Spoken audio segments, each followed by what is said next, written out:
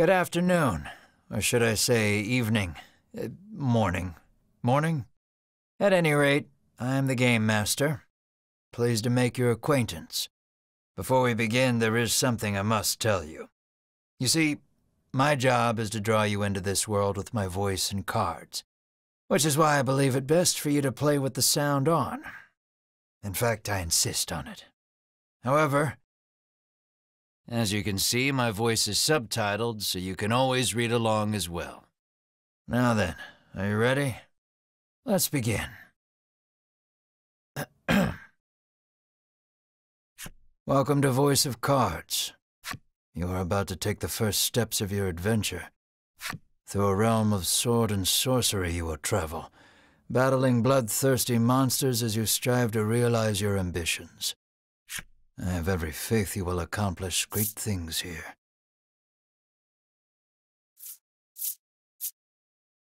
I am merely a witness to your exploits. Now then, your departure draws nigh. May your journey be a safe one.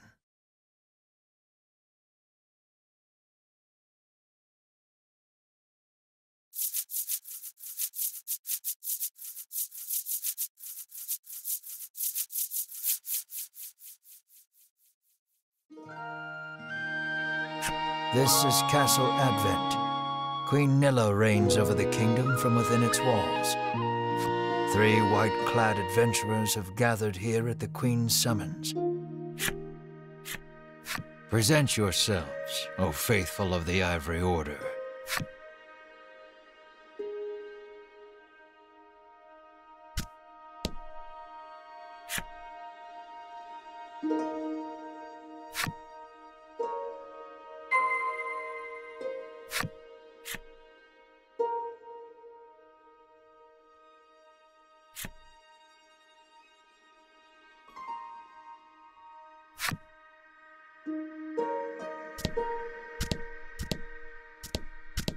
You cannot leave.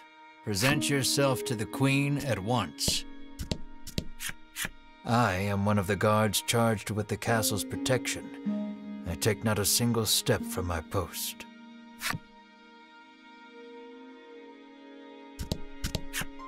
I am one of the guards charged with the castle's protection. None shall pass me without permission.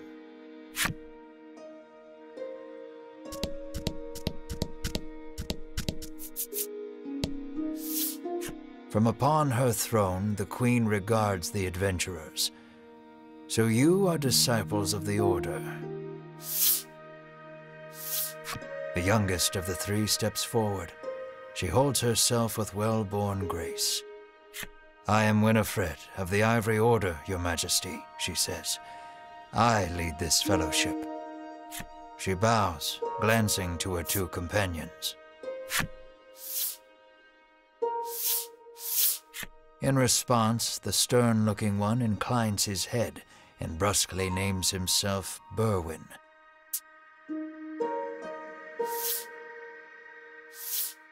The older man is the picture of courtesy as he genuflects and introduces himself as Hedwyn.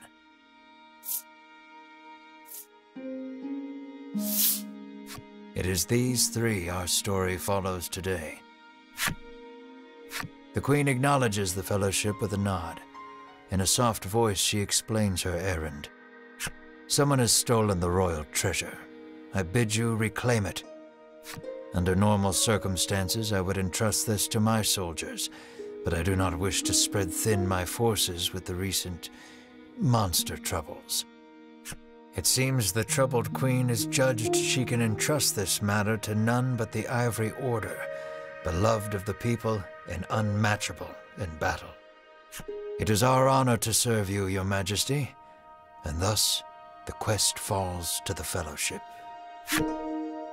Short of any clues that could lead them to the culprit, however, they press the Queen for further information.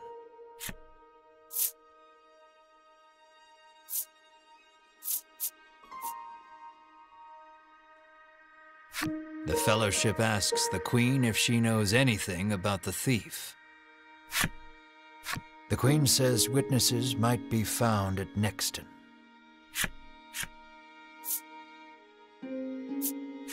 The Fellowship asks the Queen what the royal treasure is. The Queen describes a bottle containing a certain liquid. Without it, she trails off, but the desperation in her voice suggests its loss could spell disaster for the kingdom.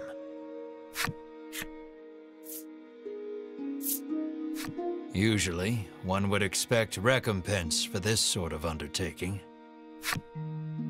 as demanding a reward would go against the tenets of the Ivory Order. You hold your tongue. The Queen, however, has already said she will reward the Fellowship with whatever they desire. It seems the royal treasure is just that important. Pray tarry no longer here. I await news of your success. The Fellowship bows and takes their leave.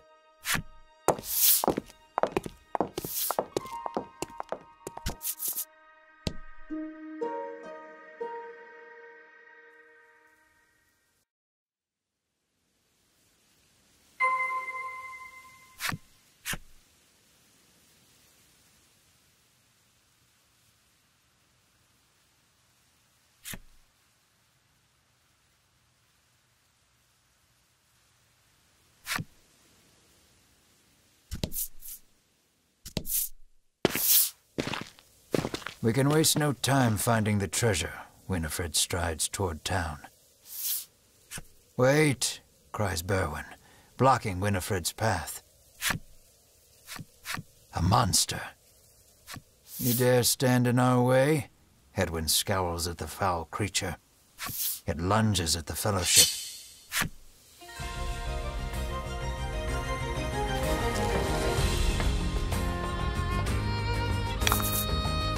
And fight.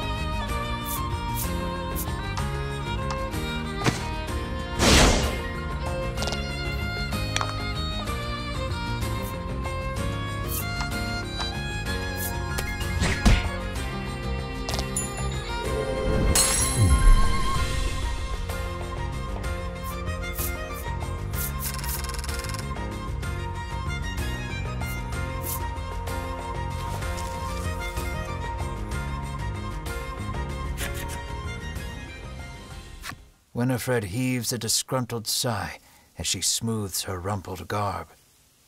Showing no signs of weariness from battle, Berwin silently wipes the monster's ichor from his weapon. Hedwyn inspects the remains of their foe. The Queen spoke true, he mutters, his face masked in contemplation. Winifred gives a grim nod at his words.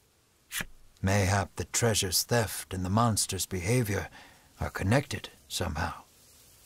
First things first, the Fellowship needs to gather more information. To Nixton they set their sights.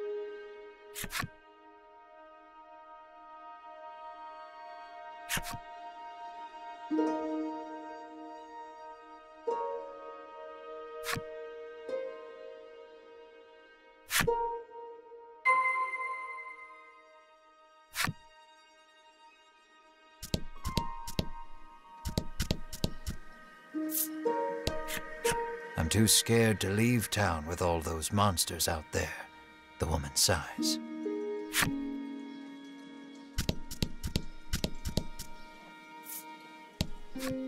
Welcome to Nexton, hails a man.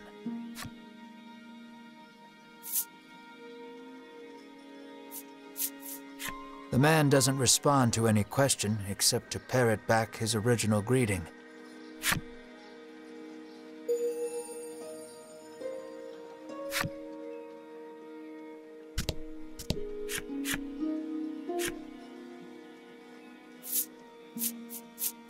Having nothing to ask, you take your leave.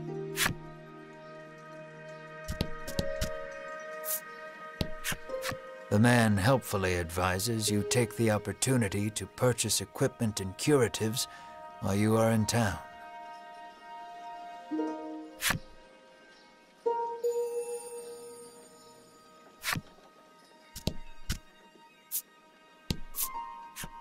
A woman sits hunched over by the side of the road. Upon catching sight of the Fellowship, she calls out for their aid. She's sprained her ankle and needs you to take her to the nearby apothecary. Winifred rushes to her and helps her up. Berwin lifts the woman onto his back, and the Fellowship sets out in search of an apothecary.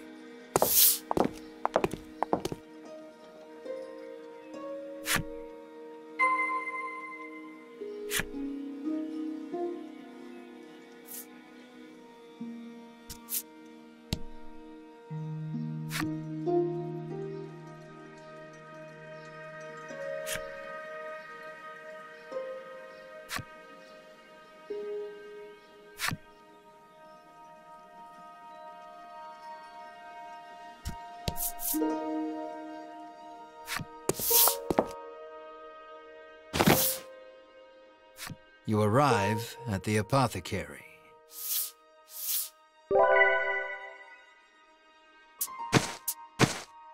After taking a curative, the woman begins hopping up and down. Nothing holds a candle to Ivory Order medicine, she beams. She turns to the Fellowship, her eyes widening in surprise. You three. It seems she's only now realized the Fellowship are disciples of the Ivory Order. The woman takes each of their hands in turn, thanking them for their service. The Ivory Order is famous for providing medical supplies throughout the realm, and indeed the wider world. Every smile the Order brings to someone's face makes Winifred proud to be a disciple.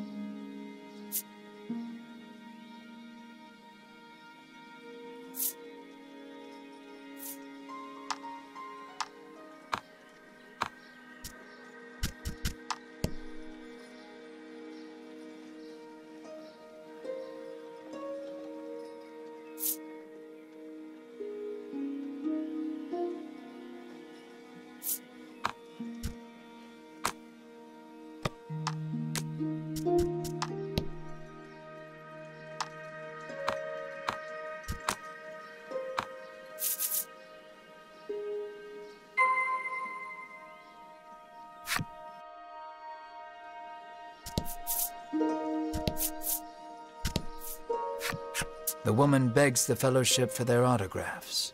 She seems to greatly admire the Order. I know there's nothing to worry about with disciples of the Order here, she says, relief flooding her features. Upon asking, the woman says she was attacked by a monster outside of town. A strange creature, she says, nothing but bones, and it clutched a bottle of medicine as if its life depended on it.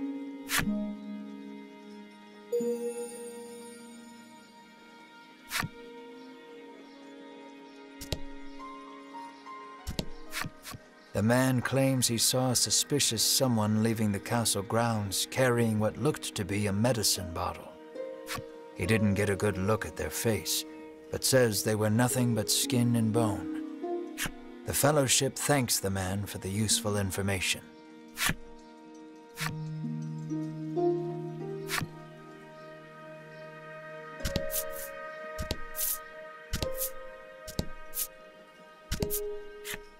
Apparently, there's a monster lurking around the outskirts of town stealing medicine, and only medicine. Rumors claim the monster fled to the west. Thanks to the information gleaned from the townsfolk, the Fellowship is all but certain of who has stolen the royal treasure. The first clue was the Queen's description of the treasure, a small bottle containing a certain liquid. Then there's the bony figure seen fleeing town, the skeletal monster clutching the bottle of medicine, and the monster that fled west. From all that information, the Fellowship distills the thief's true identity.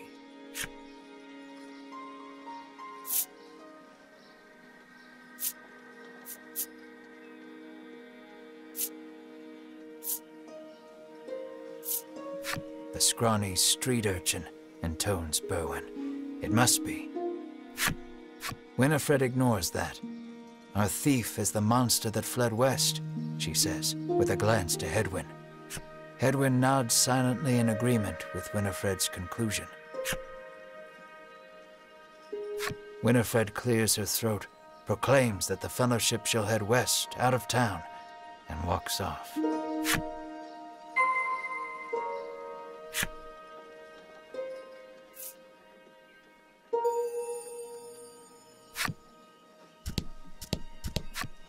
An innocent-looking young boy accosts the Fellowship. "Want to play a game with me?" he asks expectantly. "In this parlor you can play cards." The child rambles on, wheedling you. "I'll give you this if you play with me."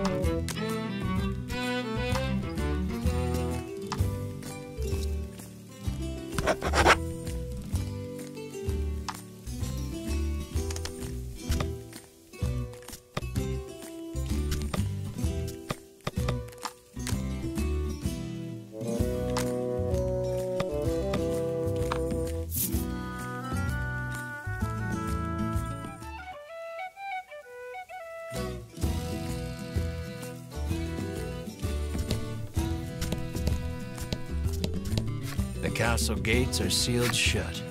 It seems the guards have their hands full battling monsters.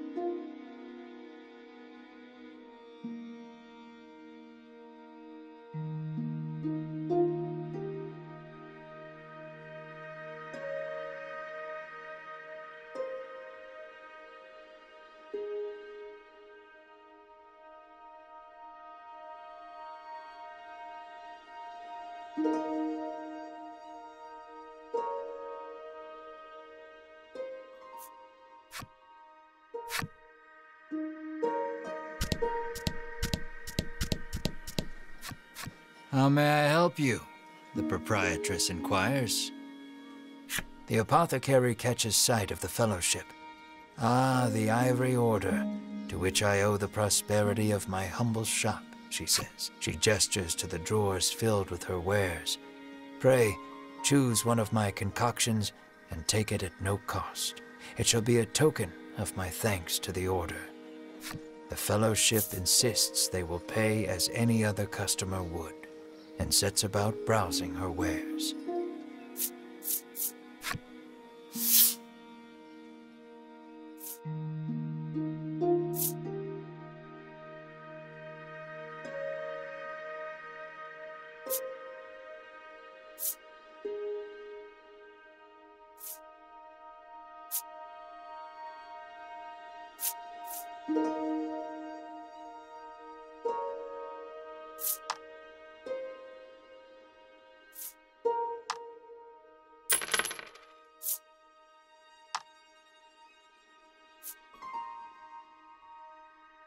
Will that be all? The proprietress asks.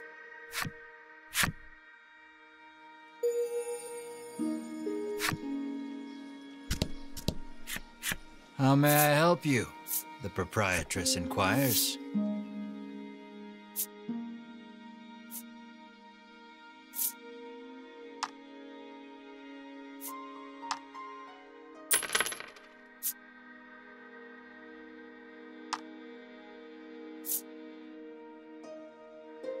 Will that be all? The proprietress asks.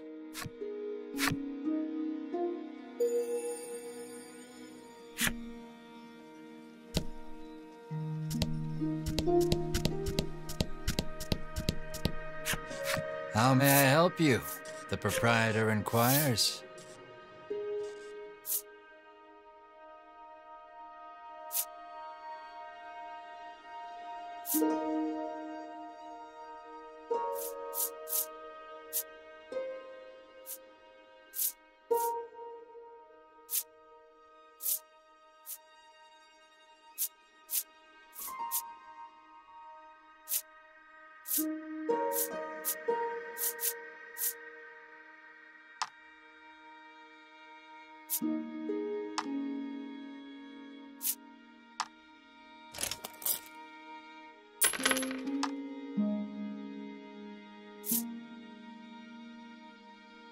Will that be all? The proprietor asks.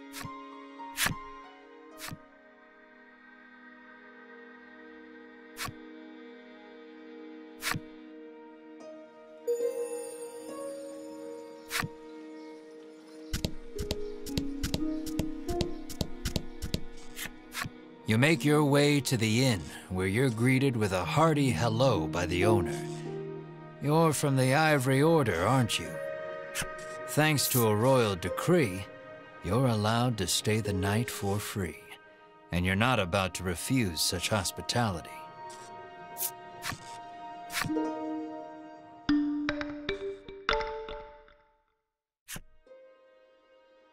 The party leaves the inn feeling rested.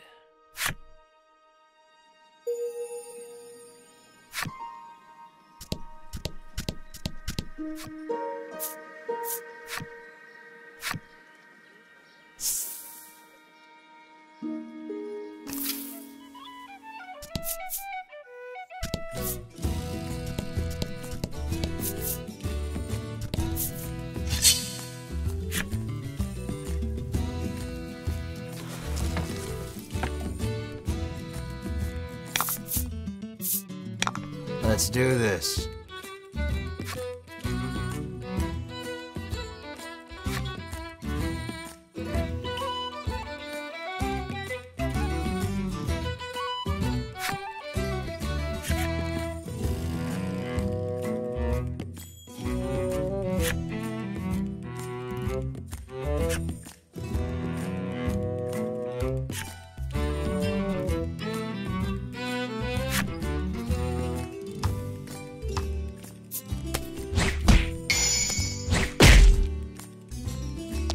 Excellent.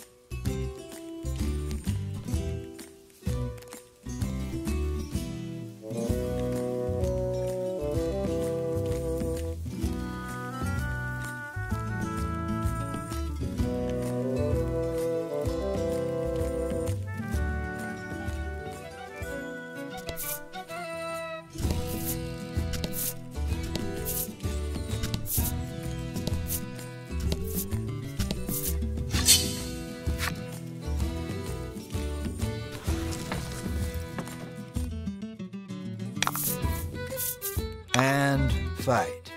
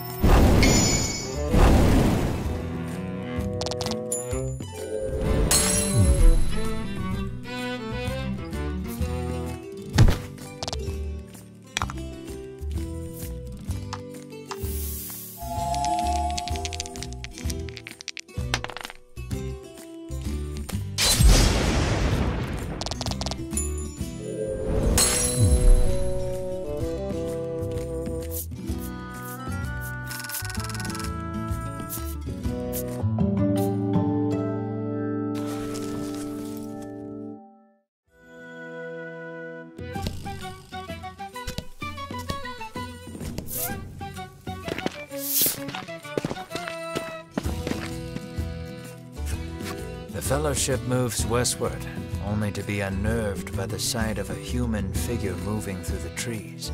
The presence of large packs suggests a traveler.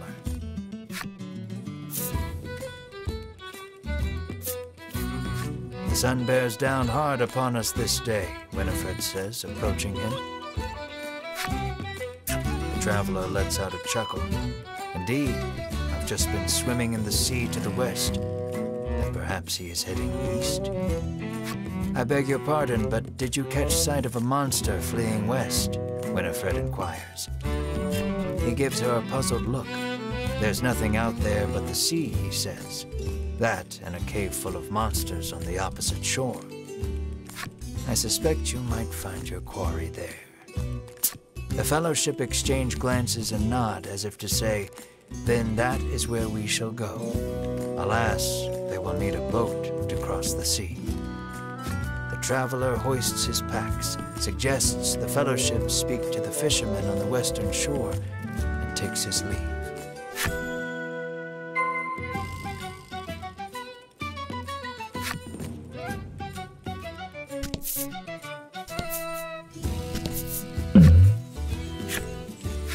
A bizarre rock appeared. It seems primed to explode.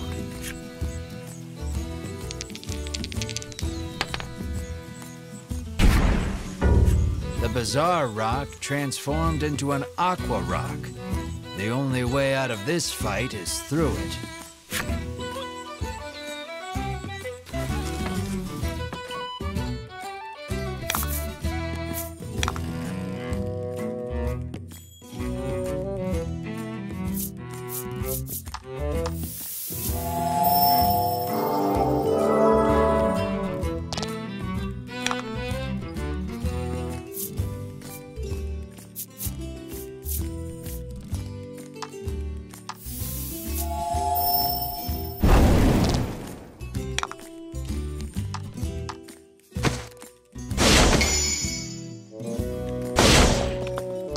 Nice work.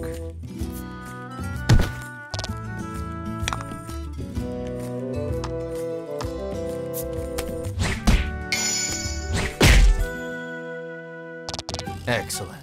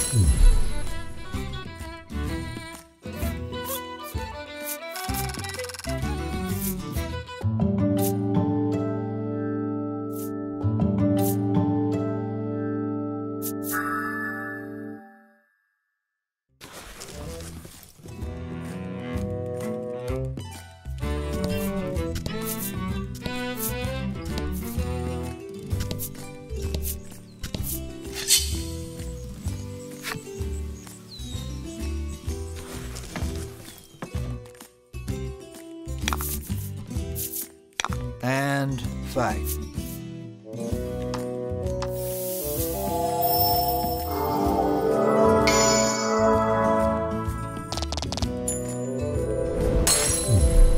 lucky.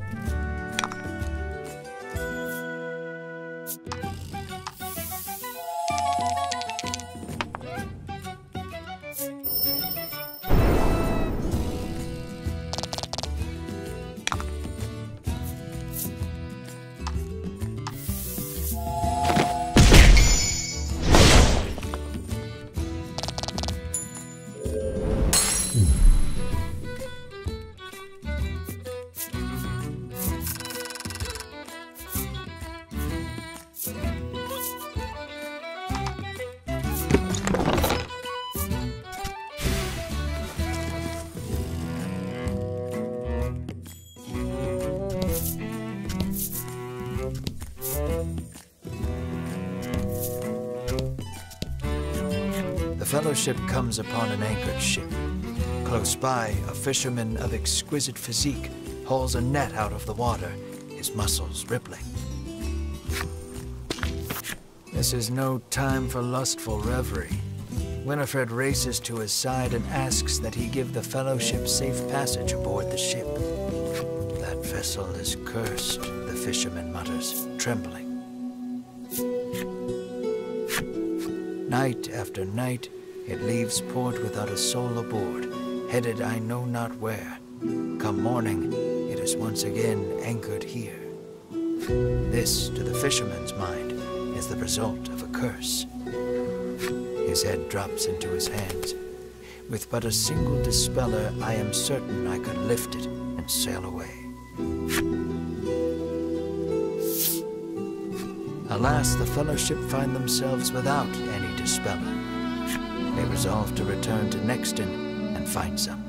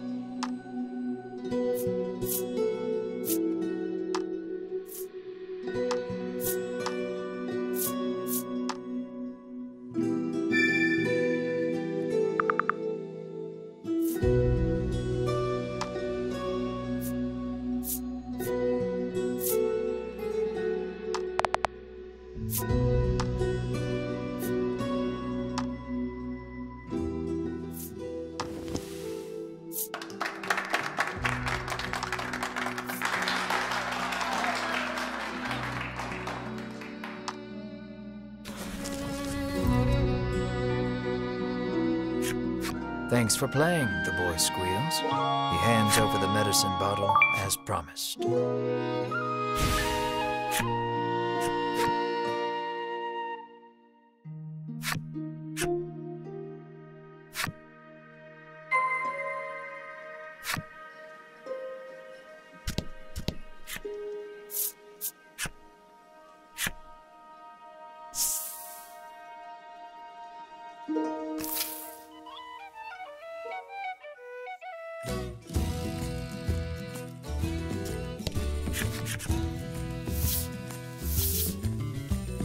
Winifred hands the despairing fisherman a dispeller and asks again for safe passage to the cave beyond the sea. The fisherman snatches up the concoction, so delighted that his pectoral muscles begin twitching. The fellowship politely ignores this fact. He opens the bottle and proceeds to douse the sheep.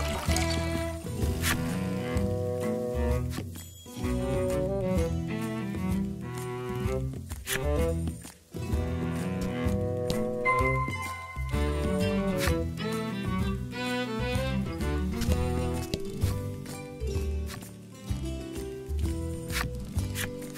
you ready to set sail for the cave?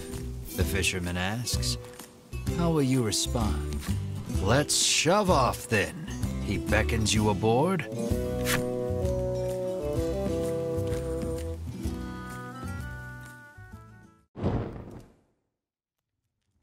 The Fellowship arrives at the mouth of a dank cave, its damp, rocky expanse threatening to swallow them.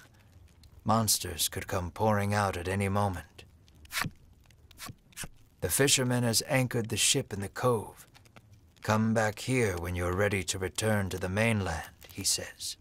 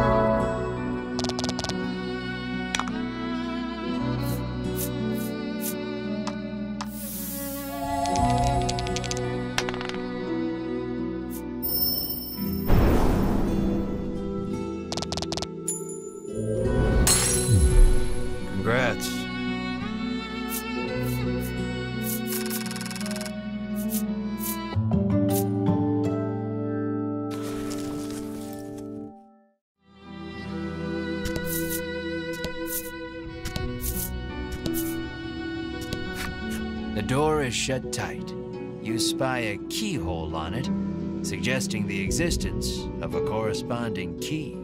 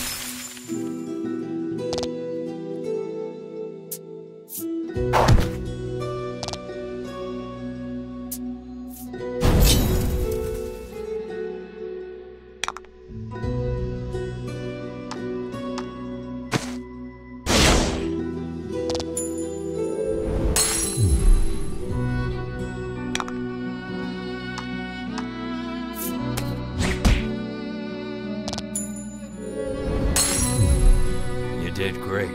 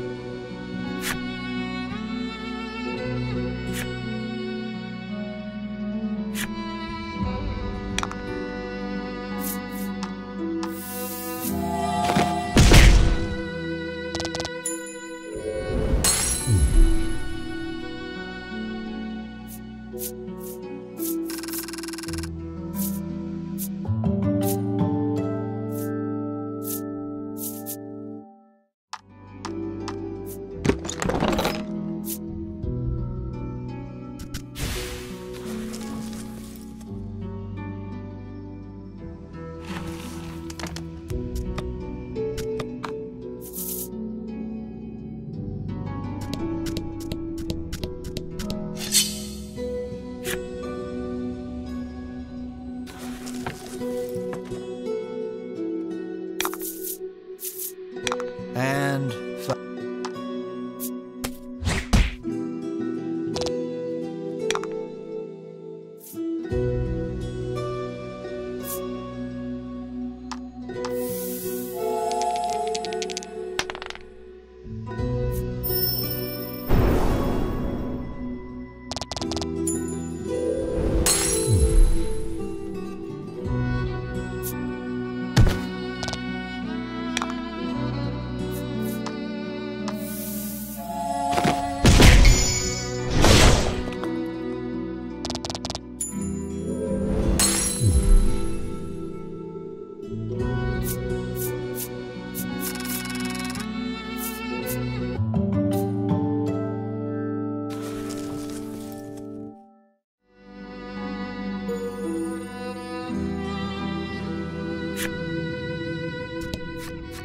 door before you is shut quite tightly.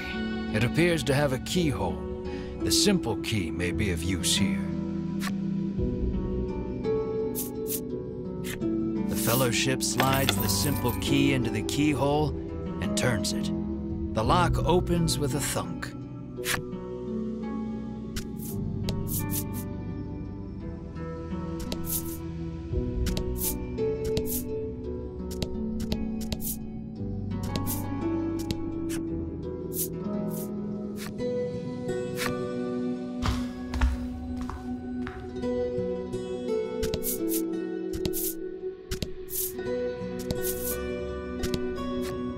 An iron door towers before you. It has rather conspicuous handles.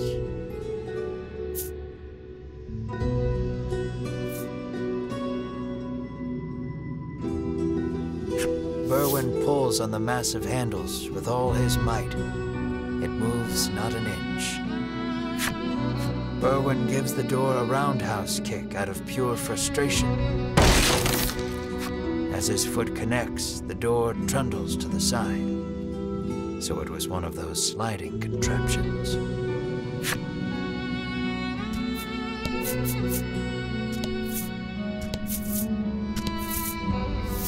Something leaps out at the Fellowship from the darkness. Winifred deftly parries the attack with her staff. Edwin looks fondly at Winifred, only to have his reverie interrupted by Berwin's cry of, "It's coming back."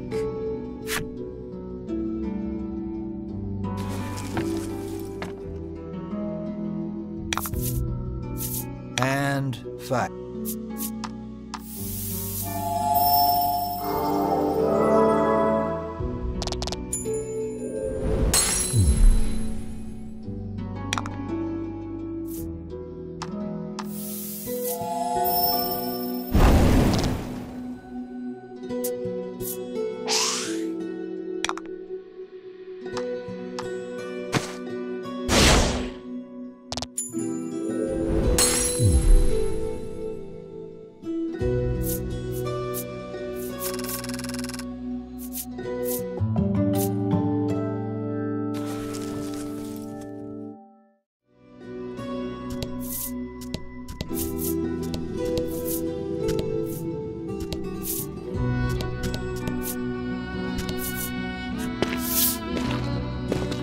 The Fellowship approaches the chest, only for a voice deep as an earthquake to echo through the cavern.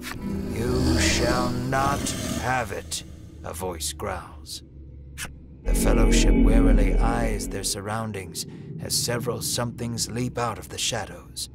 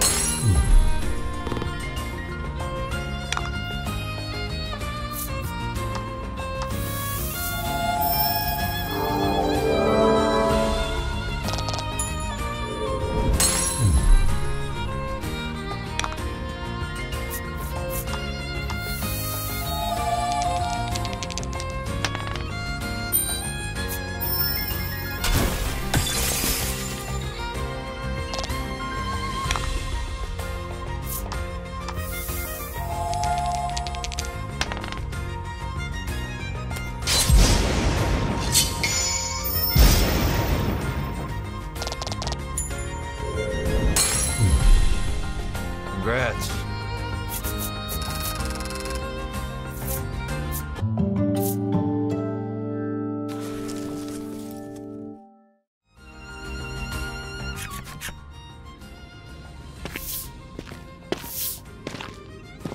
Winifred neatly steps through the fiend's remains and opens the chest.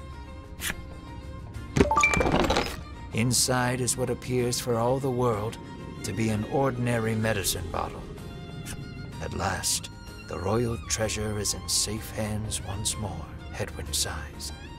Winifred and Berwin nod in agreement.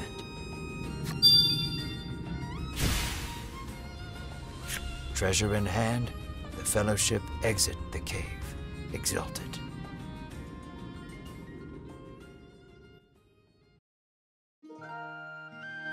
In time, the Fellowship find themselves before the Queen once more. They offer her the retrieved treasure.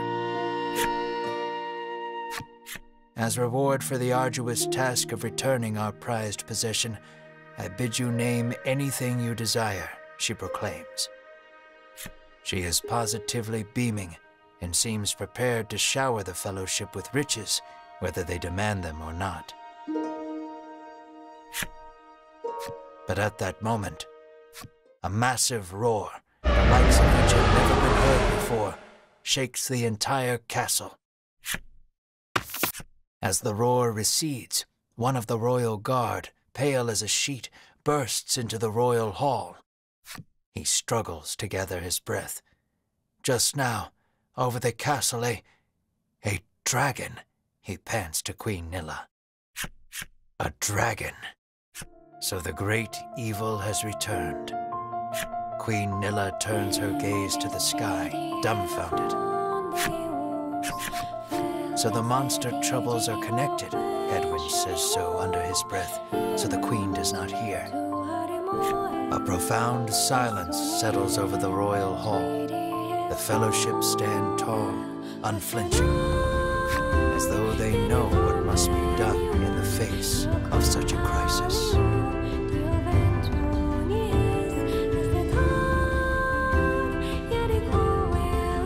What will become of the land now that the dragon has returned? I'm afraid that we'll have to wait.